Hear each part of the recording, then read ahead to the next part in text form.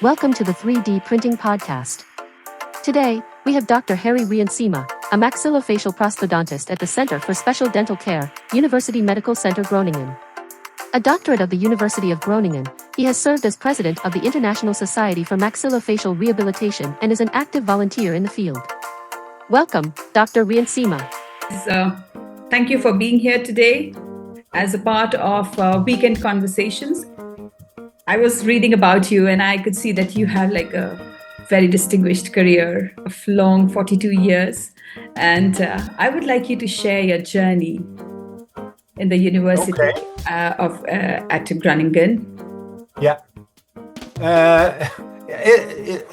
Indeed, it has been quite a journey. And it started when my previous colleague, Robert van Oort, and he has been traveling to India as well, introduced me and some of the colleagues at a dental school into maxillofacial prosthetics. There was some kind of local training program looking into literature. And the next step was that he invited us to see patients, some patients in need of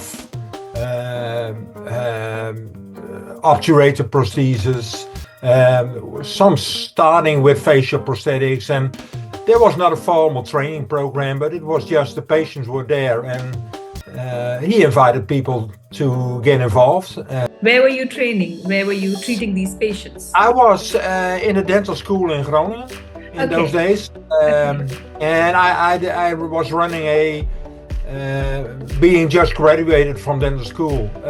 I was still working at the dental school as a teacher, as well as a PhD researcher.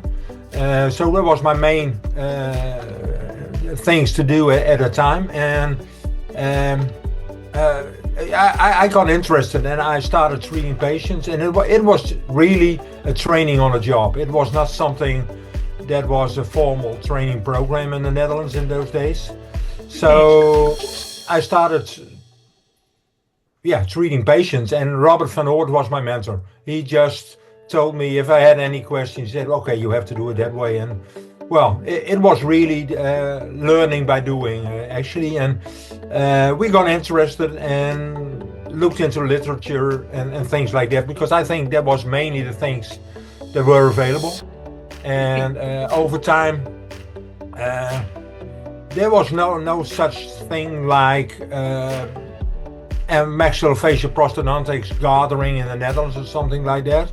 So I think in the early 80s, I went traveling together with Robert van Oort and a few of my colleagues, and we went to the UK, the IMPT, the maxillofacial technology. There were a few pretty well-organized meetings over there, and we got in contact with people over there, and that's how it started. And then the next step was that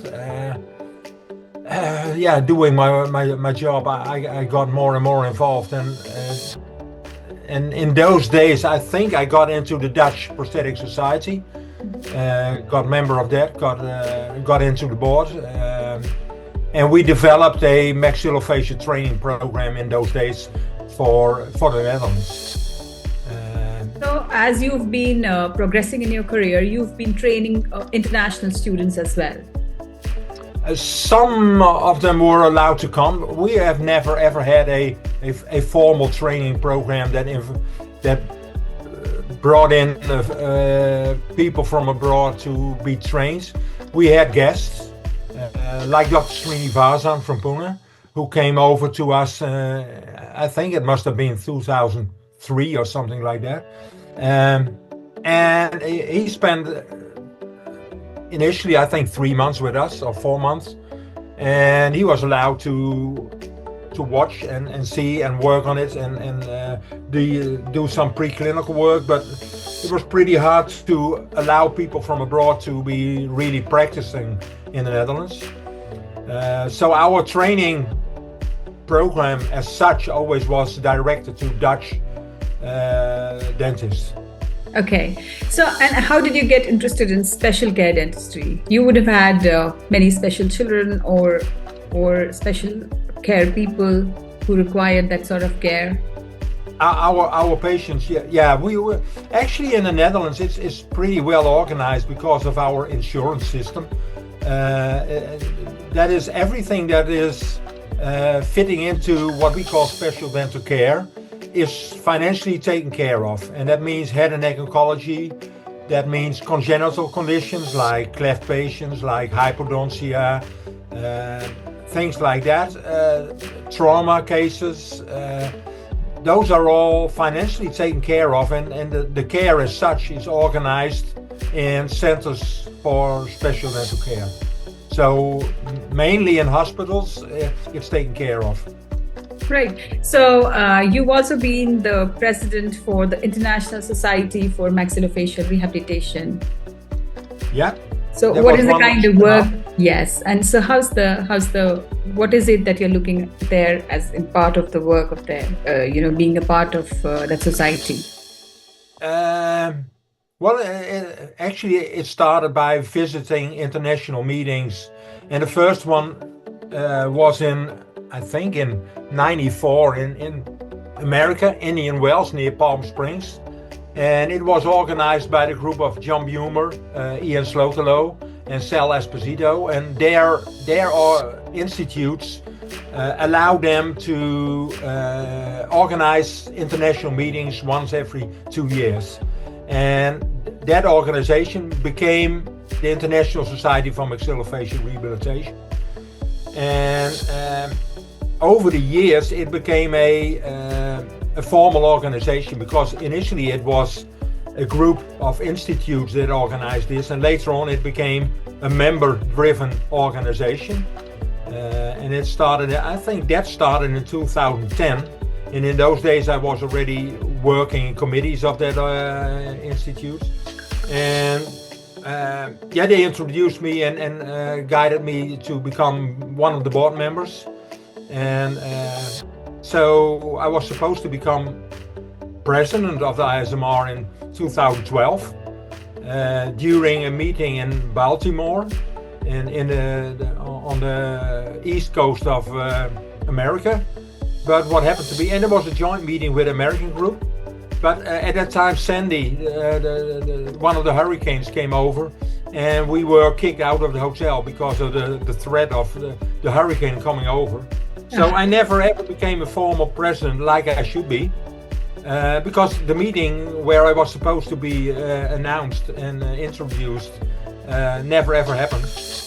So it was by a digital voting system by email, where I was introduced a few months later at the 1st of January in 2013. And that made me actually having 2 terms as a president of the ISMR, starting in January 2013 until I think it was in September 2016 when we had our international meeting in Belgrade in Serbia. And at those days I quit as a president and became immediate past president. And from that time I was not that much involved in that organization anymore, other than advisory. So once in a while they asked me my opinion, and I was well willing to join them for that. But that was my journey in the international scene. I've been pretty much involved in committee work in the American Academy of Maxillofacial Prosthodontics. I think at the time that's one of the main international groups directing on sharing knowledge and skills about maxillofacial prosthodontics. One of the differences was that the ISMR really looked into both international and multidisciplinary work. And I think maxillofacial rehabilitation as such is always multidisciplinary. You can't do it on your own. So I think that's one of the main things. And the ISMR really looked into that. But it had hard times. And especially during the pandemic, it became pretty troublesome to keep an international organization alive. And that's one of the things that made it pretty much troublesome. And I think that's one of the reasons. Sorry? How do you see the Maxillofacial Prosthodontic Society or the Maxillofacial Prosthodontics as a specialty change over time, like from the time you started and today? I think at the time as we started, we were, at least in the Netherlands, we were hospital based. So but it was still working on some distance from other specialties. And over time we became more and more involved. And I think these days, at least in our hospital in Groningen, we are really one of the main players in the field of maxillofacial rehabilitation, especially in the head and neck oncology. We are formal partners in the head and neck teams. That really changed, and of course implantology arrived, and initially it was seen as something you did on patients, but you had to be very careful to use it in head and neck oncology patients. But then we became aware that's the only solution to be really helpful for a lot of those patients, and ever since that really became a very important tool in our world. And when that started, we knew that we had to plan where we had to put those implants. So prosthetic planning became a pretty important part of the whole scene. And from the conventional way of working on an articulator and putting your cast into that, and look where you wanted to have your prosthetic work, and based on that your implants. We ran into the digital world, and these days I think that has become part of our life as well. Digital planning is one of the most. So do you Sorry? plan every case? We use it all the day. Okay, in every case. Yeah. Okay. Yeah, I think so. Well, you might say if you have a single tooth replacement in between two teeth, you can do it free-handed. But in general, I think all our cases, implantology cases, are taken care of in that way. And especially if you have the more complex cases where you have to have your bony replacements in combination with all kind of other techniques, then you really have to consider what you want to do, and you have to look on beforehand how you want to treat the disease. So in oncology, how you get rid of the tumor. And that guides you already into the rehabilitation process as well. So those two processes are not apart, but coming together, and should be planned both together as well. And that's our way of life. Yeah. So I heard you coming to India for a program with Dr. Srinivas. I'm really keen to understand, how do you see yourself? What is it that you are here for, and what is the kind of program that you're going to have here? And what's your role in that program specifically? Well, my role is just bringing some of my experiences, what we have developed. I've been more often to India, and I was invited by Dr. Srinivas, I think. And I went to several places. Initially, we had some joint, what they called outreach projects coming from the ISMR. And my first experience was traveling to Tata Memorial in Mumbai, where we had a 3-day program that was initiated by some people from America, actually, who were in close contact with people from India. And I was lecturing there, and we saw some patients. And after that, I more often traveled to India, mainly because Srinivasan invited me to, share our knowledge. And later on, I went to Amrita and Cochin, and several places. I think because I had been there before, and it made it easier. And one of the things I always looked into was that I think it's important that in our country it's easy because it's financially well taken care of. That means you're somewhere in the front line to develop things, and then it's easy to just do the thing but not sharing. And I think sharing knowledge and bringing it to perhaps a little bit less privileged areas all over the world, and it's not only India, but you can think of all kind of places. And I think it's worthwhile to share your knowledge and bring it over there, and not, it can be a blueprint. It's not a duplicate of what you can practice, but you can share some of the knowledge and then help people to work with that. So I've always been convinced that there should be some lasting connection to make it sustainable. Something we always did with Dr Srinivas in Pune, because we always kept contact, and he once in a while shared patients with me and said, okay, what's your opinion? And the only thing I can do is share my opinion. The real work has to be done locally.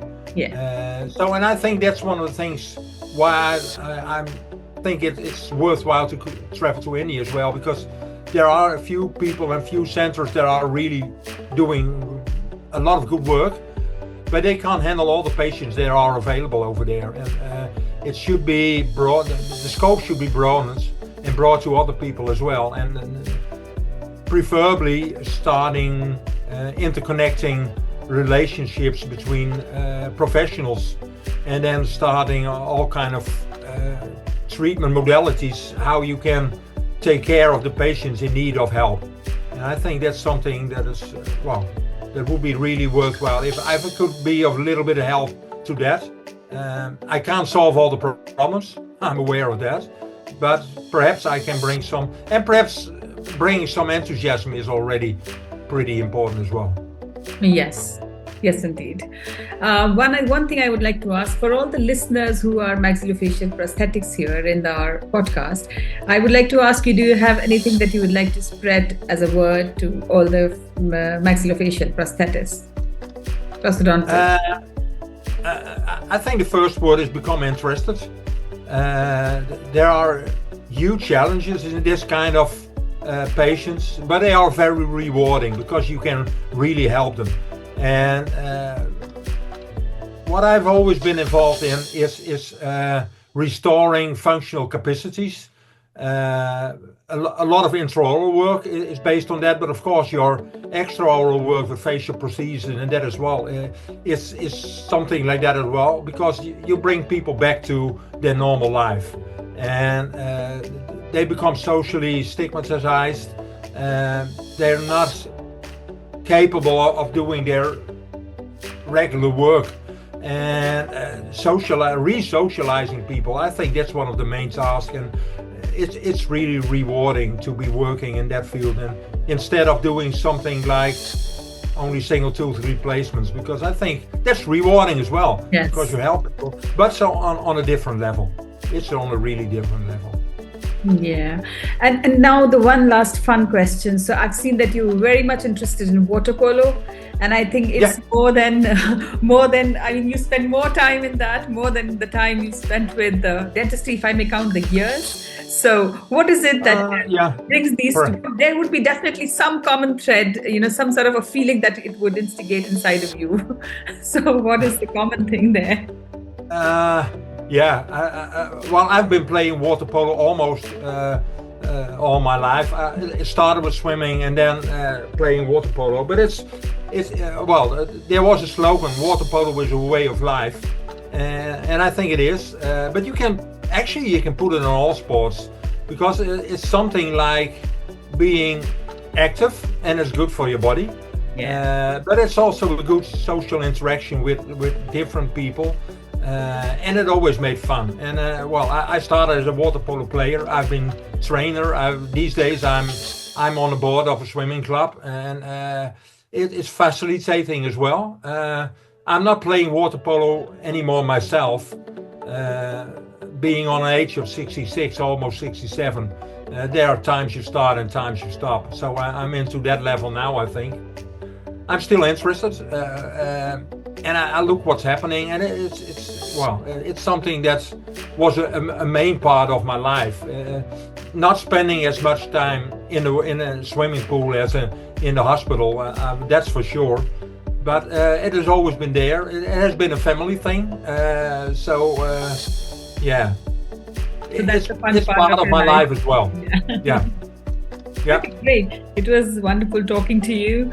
I would like to see you here once you're here in India. Maybe we meet here. That'll be good. Yeah. Thank you for your time, and it was a pleasure having you here. You're welcome. Thanks. Yeah. So is there anything else that you would want me to ask you or you would like to talk about? Well, I really don't know. We can talk about several things, but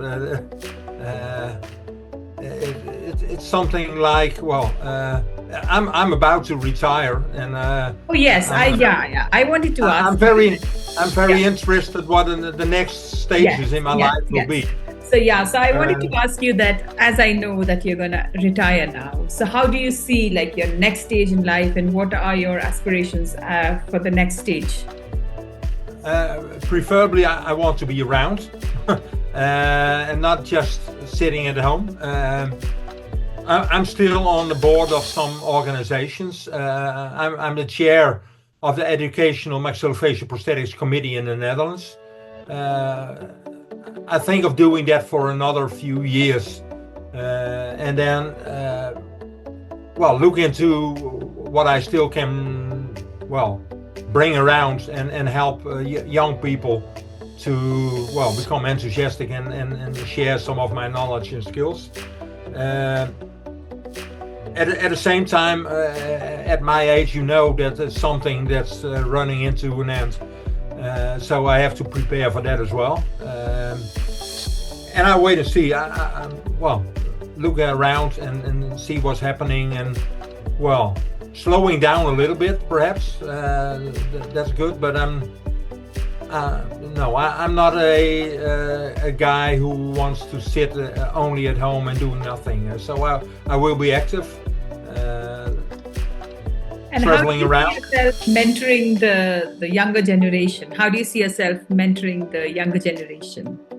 For some time, there are options plenty. In the Netherlands, like I said, I will still be mentoring as the chair of the educational committee. I will travel around a little bit in the Netherlands and visit centers. I think online I will be involved in training programs, especially in sharing knowledge during case presentations and things like that. So I want to be involved in those. And it's not only restricted to the Netherlands. So, like you online started, online is for the world. Yeah. And on the other hand, it's all, as long as one is in a good health, you can prepare. And luckily I am, but we can't foresee what's going to happen. And as long as I'm doing like I'm doing now, I will be around for sure. Wow, that's great. We'll see you every now and then. Probably we hope to see you sooner or later. Yeah. Hope so. Yeah, of course. Hope so. Yeah. Okay, that's wonderful. So with this, we end this podcast, and I will be editing the entire podcast, and I will then share it with you for you to see that it's okay. Okay. Yeah, and then we'll publish it in probably a week or two. I'll be asking Dr. Srinivas when does he want the publishing dates for himself and another surgeon. So yeah, that's about it. And sometimes, and is there anybody else? Is there any other program you would like to talk about? And maybe we can have another podcast if you are interested when you are coming to India. So please let me know. Do let me know. We will continue. And if there is any other program that you are conducting and you would like people to know about it, please do let me know. Yeah, we always can, and I will still stay in contact with Dr. Srinivas as well. He will be guiding in there too, I think. He's really looking into spreading the word, especially in India. Yes. Let's wait and see. Yes, definitely. We will work on that, because I think that's very important. We have many patients in India who are really suffering, and if you see like towards the interior, like if you don't look into the larger cities, if you get into the interior areas, you have people who are living just without prosthetics and they're in a bad condition. and Yeah. it isn't that much of a cost, but it's also about even knowing. So even awareness in that sense is sort of missing, which I think we need to really work on. So it's not just like working on the work, but even working on the awareness aspect, and there are many more aspects. So there's a huge potential there. Yeah, definitely. And that's something that is unknown in our area, because in Western Europe and America, I think a lot of that kind of awareness already is there. At the same time, I know a lot of places where money is still pretty much involved. Even if you get to the USA, there are a lot of underprivileged who will not have all the care they need just because they are not financed. And I think that's something, we have to take care of as well. And we have as caregivers, we have a responsibility to at least prepare the people around them to be able to do something about it. And like I said, we can't take all the problems of the world on our shoulders, but we can, do a little bit to help them to overcome. Yes, definitely. Yeah, I was looking that you worked through a lot of voluntary organizations as well. I was looking through your to see your journey, and I was seeing that you worked with some voluntary organizations, and I was like, yes, I think we need to do some sort of voluntary work as well alongside, even if it is to spread awareness. I mean, even that works. Yeah, I agree. Yeah. Good, great. It was a pleasure talking to you, and maybe we connect some other time, maybe, I don't know what for, and maybe some or the other thing going on. Meanwhile, have you retired, or is it still you do have time now? There's another 2 weeks to go, and then I'll have my retirement activities, and then it's at least working with patients is over then. Like I said, there are some activities that still are on the shelf, and I will continue to work in that. Okay, so once you retire in Netherlands, so after that, can you do private practice or something like that, or is it like? Or you? Yes, I could. Okay. But I don't think I'm into that. I've done my thing. I've done my share, and I really like it to do it in a multidisciplinary setting. Going back to private practice, and no, it's not something you would enjoy. No. Yeah. And I'm not in a need. We are financially well taken care of in the Netherlands after retirement. Yeah. So you want to enjoy that life as well now. And that makes sense. And enjoy my grandchildren and then things like that. And so but still I want to do something what I can do for the world as well, and then see, but it should be in a balance. Yeah. Thank you very much. It was a pleasure meeting, and we will connect later. Yeah. Great. Okay. Thank you. Bye.